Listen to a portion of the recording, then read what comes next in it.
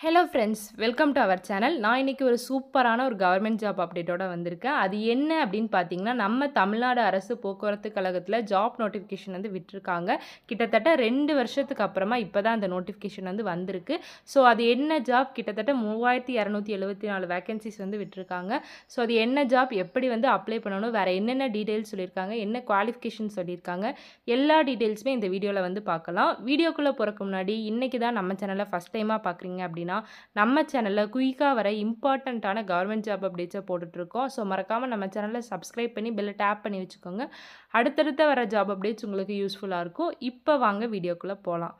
அதாவது என்ன அப்படின்னு பார்த்தீங்கன்னா, நம்ம தமிழ்நாடு அரசு போக்குவரத்து கழகத்தில் 25 மண்டலங்கள் இருக்கு இல்லையா, அந்த மண்டலங்கள் கீழே அதாவது அடிப்படை தகுதிகளை பூர்த்தி செய்யும் நபர்களிடமிருந்து விண்ணப்பங்கள் வந்து வரவேற்கப்படுகிறது அப்படின்னு சொல்லியிருக்காங்க. விண்ணப்பம் அதாவது அப்ளிகேஷன் வந்து எப்போ ரிஜிஸ்ட்ரேஷன் ஸ்டார்ட் ஆச்சு அப்படின்னு பார்த்தீங்கன்னா, இன்னைக்கு மார்ச் 21 வந்து ஸ்டார்ட் ஆயிருக்கு.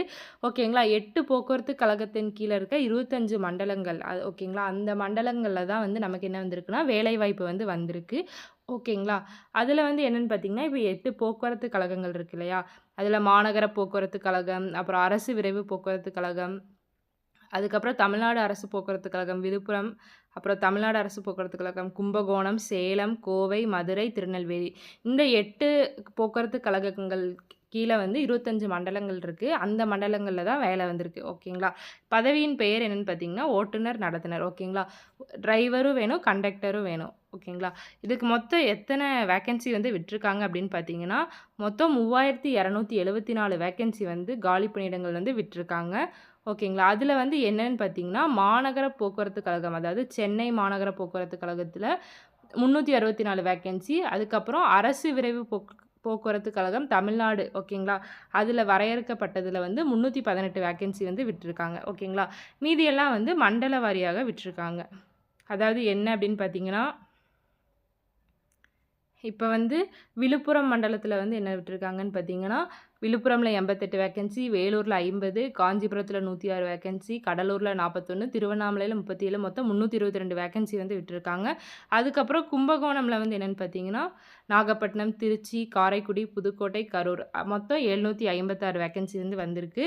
அதுக்கப்புறம் சேலம் தமிழ்நாடு அரசு போக்குவரத்து கழகம் சேலம் லிமிட்டடில் சேலமில் 382, தருமபுரியில் 104, மொத்தம் 486 வேக்கன்சி வந்து வந்திருக்கு. ஓகேங்களா. அதுக்கப்புறம் என்னென்னு பார்த்தீங்கன்னா, கோயம்புத்தூரில் ஓகேங்களா, கோவையில் வந்து என்ன வந்திருக்கு அப்படின்னு பார்த்தீங்கன்னா, கோவை, ஈரோடு, ஊட்டி, திருப்பூர் மொத்தம் 344 வேக்கன்சி டிரைவர் அண்ட் கண்டக்டருக்கு வந்திருக்கு. அதுக்கப்புறம் மதுரை, திண்டுக்கல், விருதுநகர் ஓகேங்களா, மதுரை போக்குவரத்து கழகத்தில் 322 வேக்கன்சி வந்து வந்திருக்கு. அதுக்கப்புறம் என்னென்னு பார்த்தீங்கன்னா, திருநெல்வேலி போக்குவரத்து கழகத்தில் 362 வேக்கன்சி, திருநெல்வேலி, நாகர்கோவில், தூத்துக்குடி மொத்தம் வந்திருக்கு.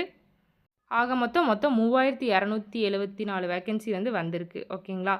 இதில் வந்து என்ன சொல்லியிருக்காங்கன்னா, இன சுழற்சி முறையிலையும் நாங்கள் நிரப்ப போகிறதா சொல்லியிருக்காங்க. ஓகேங்களா. அது வந்து அரசு விதிமுறைகளின்படி நடைமுறைப்படுத்தப்பட்டுன்னு சொல்லியிருக்காங்க. அது வந்து நம்ம பின்னாடி வந்து பார்க்கலாம். பின்னாடி இதுக்கப்புறம் நோட்டிஃபிகேஷன் வந்துச்சுன்னா அது என்னன்னு பார்க்கலாம். அதுக்கப்புறம் ஏஜ் லிமிட் வந்து என்ன சொல்லியிருக்காங்கன்னு பார்த்தீங்கன்னா, குறைந்தபட்சமா ஓகேங்களா, அதாவது 1/7/2025 ஜூலை 1 படி 24 வயசு வந்து கம்ப்ளீட் ஆகிருக்கணும் அப்படின்னு சொல்லியிருக்காங்க. ஓகேங்களா.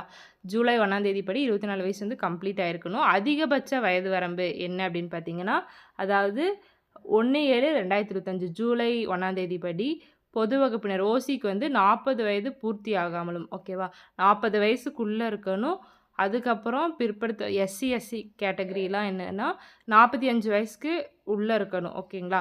அதுக்கப்புறம் முன்னாள் இராணுவத்தினர், அதுக்கப்புறம் ஓசி கேட்டகரிக்கு வந்து 50 வயசுக்குள்ளே இருக்கணும். ஓகேங்களா. அதுக்கப்புறம் இதர வகுப்பினர் எம்பிசி, பிசிஎம் இவங்களுக்கெல்லாம் 55 வயசுக்குள்ளே இருக்கணும்னு சொல்லியிருக்காங்க. அதாவது அதிகபட்ச வயது வந்து இது சொல்லியிருக்காங்க. குறைந்தபட்ச வயது வந்து 24 வயசு. ஓகேங்களா. 24 வயசுலேருந்து 55 வயசுக்குள்ளே இருக்கவங்க யார் வேணாலும் அப்ளை பண்ணலாம். ஓகேங்களா. அதுக்கப்புறம் கேட்டகரி வைஸாகவும் ஏஜ் லிமிட் வந்து மாறுது. ஓகேங்களா.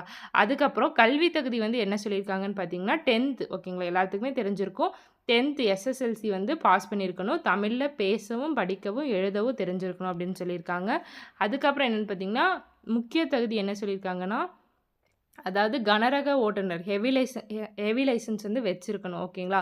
அதுக்கு வந்து குறைந்தபட்சமா 18 மாதங்கள் வந்து ஹெவி ஹெவி வெஹிக்கிள் வந்து ஓட்டியிருக்கணும். ஓகேங்களா? கனரக வாகனம் வந்து ஓட்டிய எக்ஸ்பீரியன்ஸ் இருக்கணும். அதுக்கப்புறம் மெடிக்கல் சர்டிஃபிகேட் வந்து வச்சிருக்கணும் அப்படின்னு சொல்லியிருக்காங்க. ஓகேங்களா? அதுக்கப்புறம் செல்லத்தக்க நடத்துனர் உரிமம் வந்து 1/1/2025 அதாவது ஜனவரிக்கு முன்னர் பெற்றதாக இருக்க வேணும்னு சொல்லியிருக்காங்க. ஓகேங்களா? ஜனவரி 1ஆம் தேதிக்கு முன்னதாக பெற்ற நடத்துனர் உரிமம் வந்து வச்சிருக்கணும் அப்படின்னு சொல்லியிருக்காங்க. அதுக்கப்புறம் உயரம் மற்றும் எடை வந்து என்ன சொல்லியிருக்காங்கன்னு பார்த்தீங்கன்னா, 160 சென்டிமீட்டர் இருக்கணும். குறைந்தபட்சம் 50 கிலோ இருக்கணும்னு சொல்லியிருக்காங்க. அதுக்கப்புறம் உடல் தகுதி வந்து என்னன்னு சொல்லியிருக்காங்கன்னா, கிளியர் ஐசைட் இருக்கணும்னு சொல்லியிருக்காங்க. ஓகேங்களா? கண் பார்வை வந்து கிளியரா இருக்கணும்னு சொல்லியிருக்காங்க. அதுக்கப்புறம் எந்த விதமான உடல் அங்க குறைபாடுகள், எந்த குறைபாடுகளும் இருக்கக்கூடாது அப்படின்னு சொல்லியிருக்காங்க. இதுக்கப்புறம் என்ன சொல்லியிருக்காங்கன்னு பார்த்தீங்கன்னா, அதாவது சாலை போக்குவரத்து நிறுவனம் மூலம் ஓட்டுநர் பயிற்சியில வந்து தேர்ச்சி பெற்றவர்களுக்கு குறைந்தபட்ச வயது வந்து 24 வயசு வந்து இருக்கணும்னு சொல்லியிருக்காங்க. ஓகேங்களா? அதுக்கப்புறம் 18 இயர்ஸ் வந்து முன் எக்ஸ்பீரியன்ஸ் இருக்கணும் அப்படின்னு சொல்லியிருக்காங்க.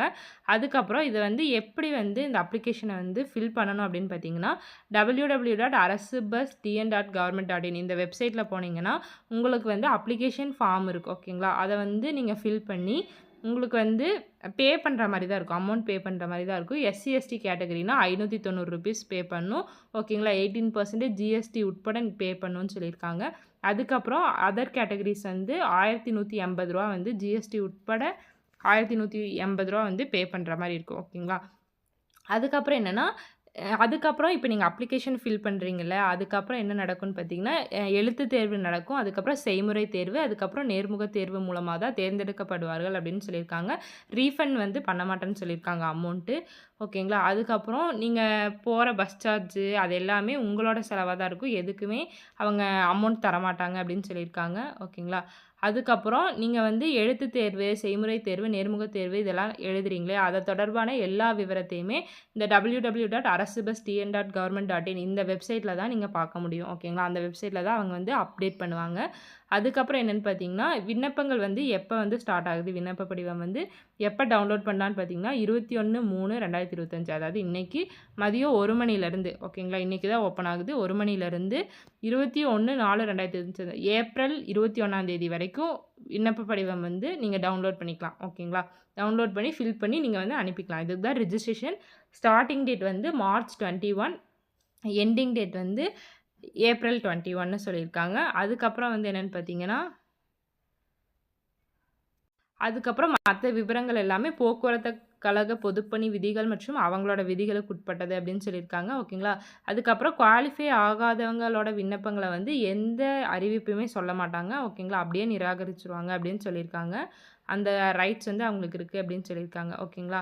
அதுக்கப்புறம் தேர்வு அனுமதி சீட்டு பதிவிறக்கம் மற்றும் தேர்வு நடைபெறும் இடங்கள் பற்றிய விபரங்கள் www.arasubus.tn.government.in அதாவது எப்போ ஹால் டிக்கெட் தருவாங்க எக்ஸாம்க்கு, அதுக்கப்புறம் எங்கே லொக்கேஷனில் வந்து நடைபெறும் அப்படின்னு எல்லா டீட்டெயில்ஸுமே உங்களுக்கு வந்து அந்த வெப்சைட்டில் தான் வந்து சொல்லுவாங்க அப்படின்னு சொல்லியிருக்காங்க. ஸோ இது வந்து அஃபிஷியலாக வந்த உத்தரவு தான். ஓகேங்களா?